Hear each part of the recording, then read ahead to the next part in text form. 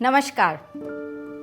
समय का सदुपयोग करके अपने लक्ष्य को हासिल करने वाले लोगों के उदाहरण के रूप में यदि हम पिछले कुछ दशकों या वर्तमान में देखने जाएं, तो कुछ नाम हमारे सामने आते हैं, जैसे श्री नरेंद्र मोदी, अक्षय कुमार, महेंद्र सिंह धोनी आदि। और आज इन्हीं में से एक श्री नरेंद्र मोदी जी के जीवन से हम आपको रूबरू कराएंगे। मैंने अक्सर लोगों को कहते हुए सुना है कि समय कब निकल जाता है पता ही नहीं चलता, और कुछ लोगों की तो जिंदगी से ही कंप्लेंट रहती है कि समय ने हमारा साथ नहीं दिया, वरना हम भी जिंदगी में कुछ ना कुछ तो अच्छा कर लेते। ऐसे लोग सिर्फ और सिर्फ कंप्लेंट ही करते रह जाते हैं, क्योंकि समय किसी का साथ नहीं देता, बल्कि आपको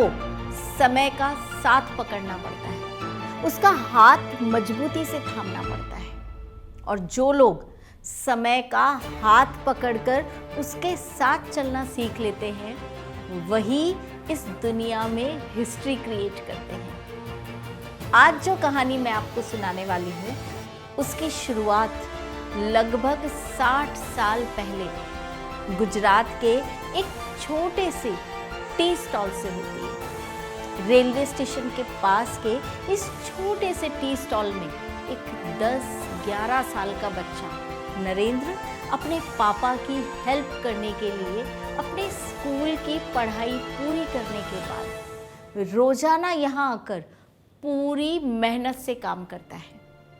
काम चाहे छोटा हो या बड़ा हो, उसे अपनी दुकान का काम करने में कभी भी कोई शर्म नहीं आती।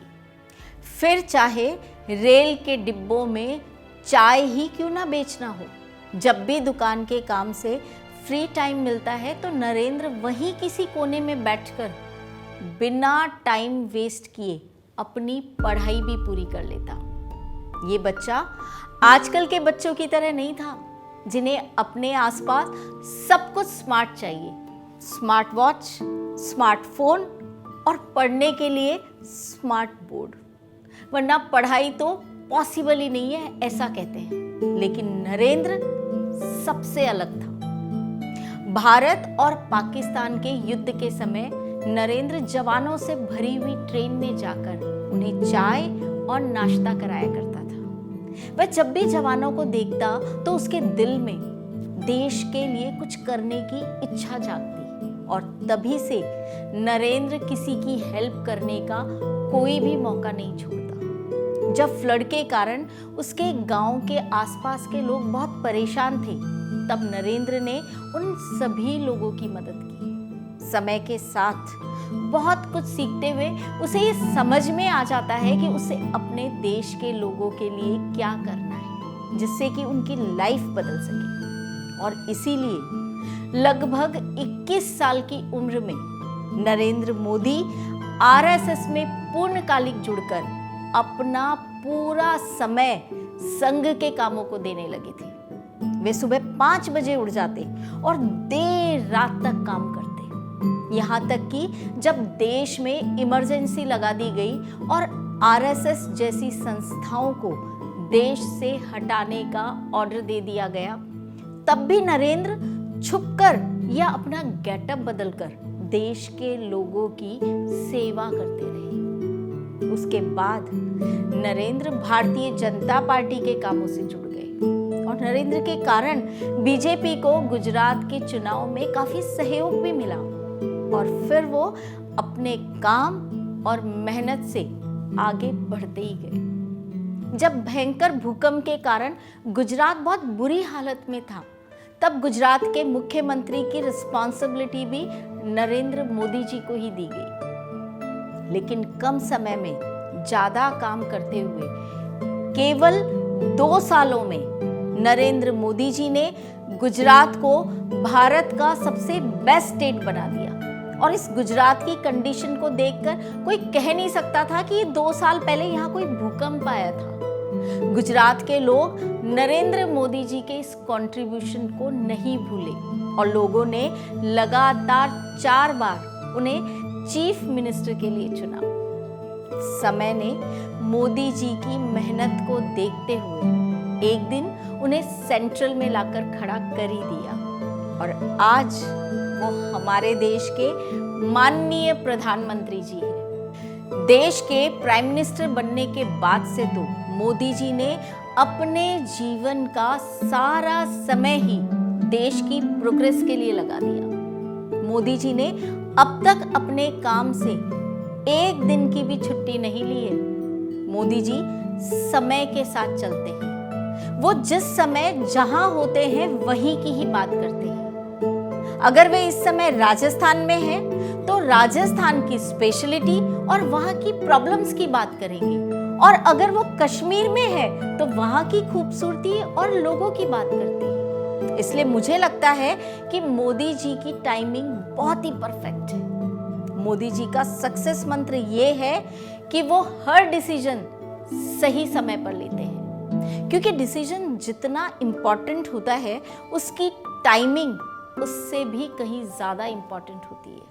वो किसी भी काम में सक्सेस के लिए एक खास तरह के वर्क कल्चर को अपने आसपास डेवलप करते हैं, और इसीलिए समय समय पर उनकी पोस्ट सोशल मीडिया पर आती रहती है और वो खुद मन की बात के थ्रू देश की जनता से अपनी बातें डिस्कस करते रहते हैं। देश के लोगों से जुड़ने के लिए उन्होंने 24/7 हेल्पलाइन भी बनाई है। वो देश को एक सक्सेसफुल और पावरफुल कंट्री के रूप में देखना चाहते हैं। उनका मानना है कि सक्सेस पाने के लिए किसी भी काम का समय पर पूरा होना बहुत ज़रूरी है, और पंक्चुअलिटी के साथ साथ लाइफ में डिसिप्लिन भी होना चाहिए। नरेंद्र मोदी जी बहुत ही हार्ड वर्किंग है। वो रेगुलरली 16 से 18 घंटा काम करते हैं। उन्हें अपने देश के लिए हार्ड वर्क करने में कभी थकान होती ही नहीं है। उनके हिसाब से सक्सेस का कोई भी शॉर्टकट नहीं है। मोदी जी ने अपने जीवन के हर पल को अपने एम को पाने में लगाया। मोदी जी अपने साथी लोगों को भी यही एडवाइस देते रहते हैं कि उनके हिसाब से इंसान को अपने शरीर के हर हिस्से और उसके एक एक कण को किसी ना किसी मिशन में हमेशा लगाए रखना चाहिए। एक कॉमन मैन से इस देश के 15वें प्रधानमंत्री बनने तक का सफर मोदी जी के लिए एक बहुत ही स्ट्रगल भरा था, लेकिन वो समय के साथ चलते गए और आज दुनिया के फेमस प्रेसिडेंट्स और प्राइम मिनिस्टर में से टॉप पर हैं। वे हमेशा प्रॉब्लम का सॉल्यूशन क्रिएटिव आइडियाज़ के साथ लाते हैं और काम को पॉजिटिवली सही समय पर स्टार्ट करते हैं और डेडलाइन से पहले उसे पूरा करने के लिए अपनी जी जान लगा देते हैं। कौन क्या कहता है वो कभी भी इसकी परवाह नहीं करते। मोदी जी क्रिटिसिज्म को अपनी पावर समझते हैं और अच्छी एडवाइस देने वाले को अपना बेस्ट फ्रेंड मानते हैं।